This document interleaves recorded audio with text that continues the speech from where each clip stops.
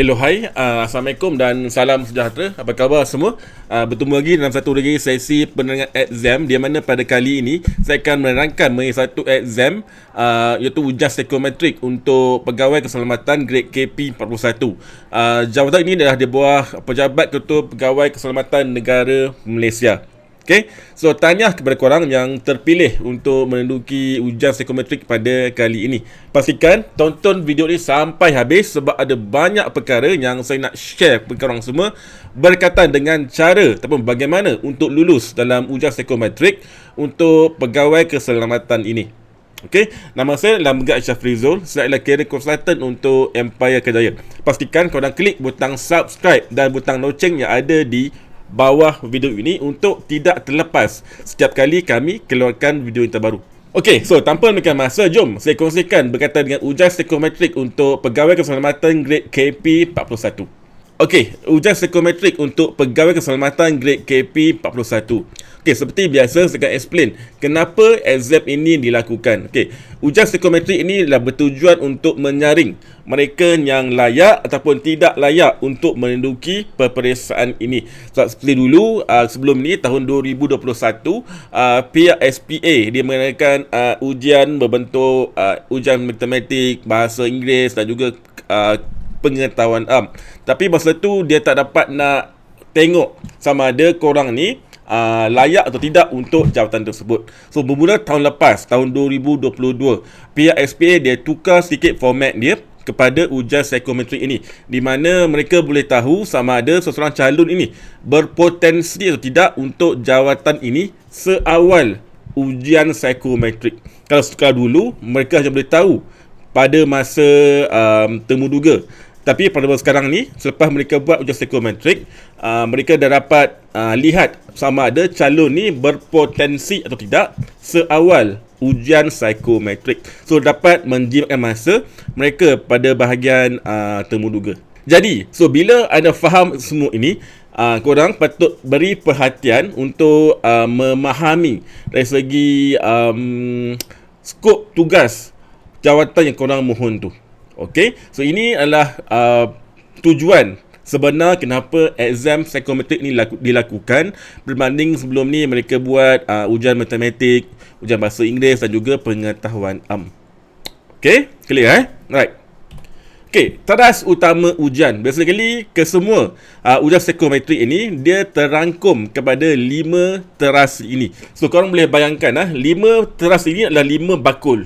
Okey, 5 bakul di mana terdapat 100 lebih soalan dalam psikometrik ini, dan mereka akan dikategorikan kepada 5 bakul ini ataupun 5 teras ini, iaitu disiplin, kemampuan komunikasi, kebolehan kerjasama, emosi dan cara berfikir dan ciri kepemimpinan. So setiap jawatan ini dia berbeza mengikut bakul ni. Ada jawatan yang bakul dia tinggi lebih dekat kepimpinan, ada jawatan yang lebih dekat komunikasi, ada jawatan yang lebih dekat emosi.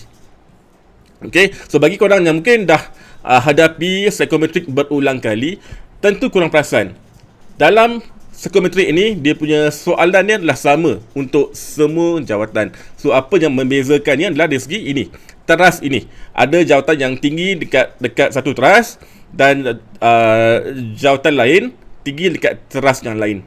Okey, tapi untuk jawatan ini, jawatan pegawai keselamatan KP41, ada 3 teras. Ada 3 teras yang korang patut beri perhatian. Itu ini.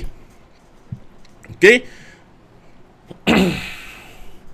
Jadi dalam ujian psikometrik untuk pegawai keselamatan, korang kena beri perhatian kepada 3 teras ini, iaitu teras disiplin, teras emosi dan juga teras ciri kepimpinan. So ini adalah berdasarkan kepada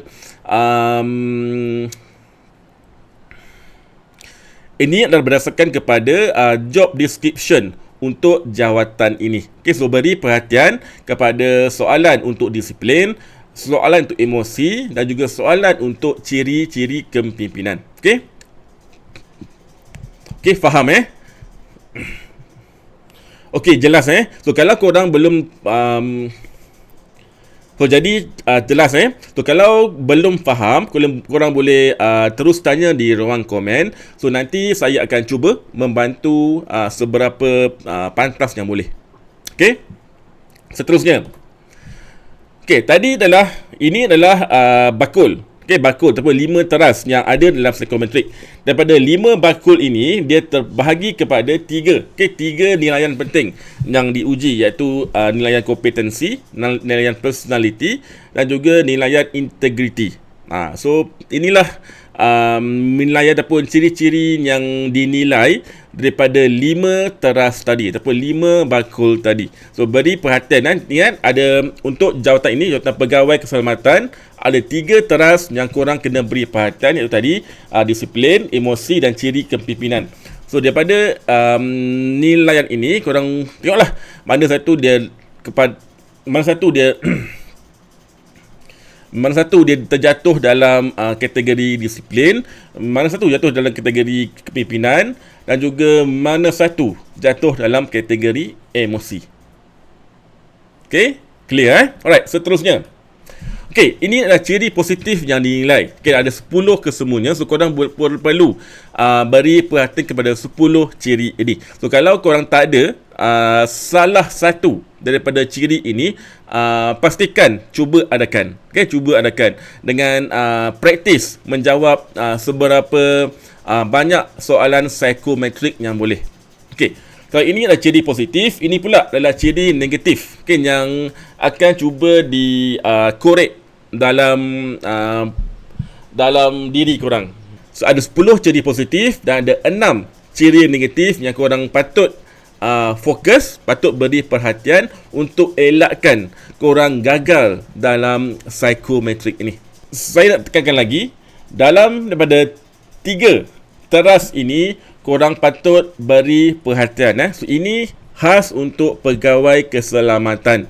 So dalam soalan nanti, bila melibatkan soalan disiplin, soalan emosi dan soalan ciri kepimpinan, pastikan jawab yang positif. Kalau yang lain yang melibatkan kerjasama ataupun komunikasi, masa tu bolehlah jawab yang agak tak berapa sangat. Okay, tapi yang untuk 3 ini, untuk disiplin, emosi dan kepimpinan, pastikan jawab yang tepat, yang positif. Alright, seterusnya. Ini adalah tips menjawab. Okey. Pastikan jangan jawab tidak pasti ataupun sederhana.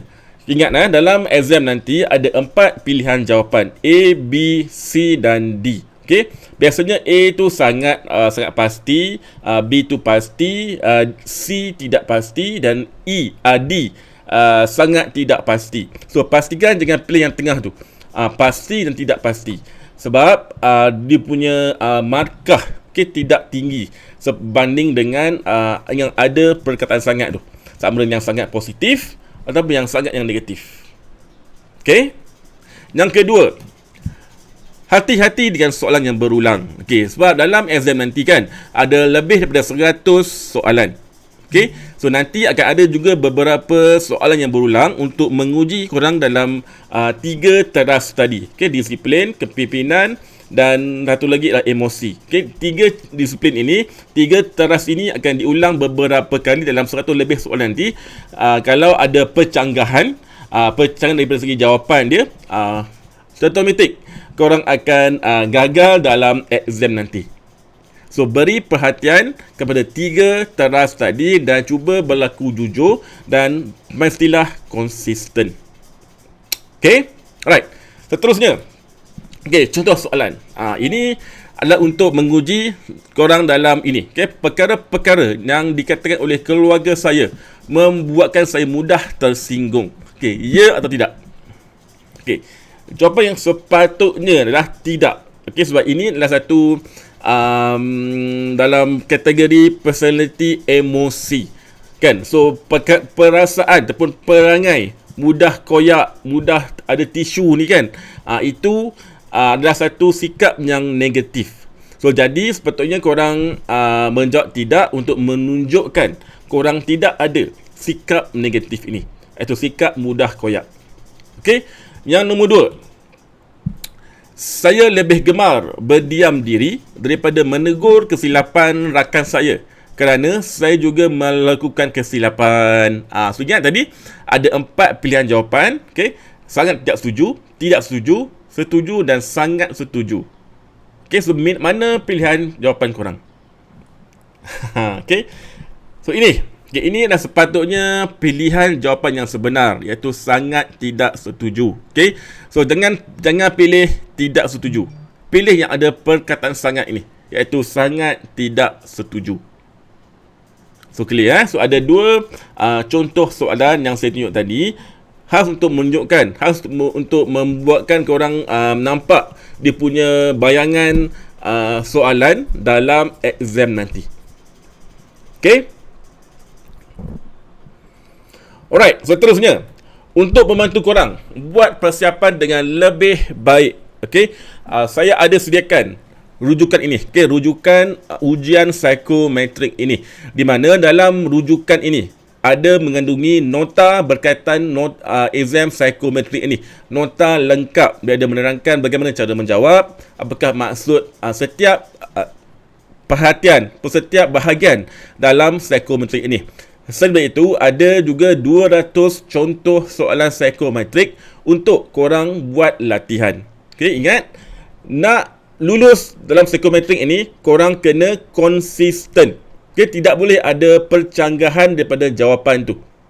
Jadi, korang kena buat latihan berulang kali untuk membolehkan korang mahir, korang faham dan korang menjadi konsisten dalam menjawab exam nanti. Okey, dalam ini ada 200 contoh soalan.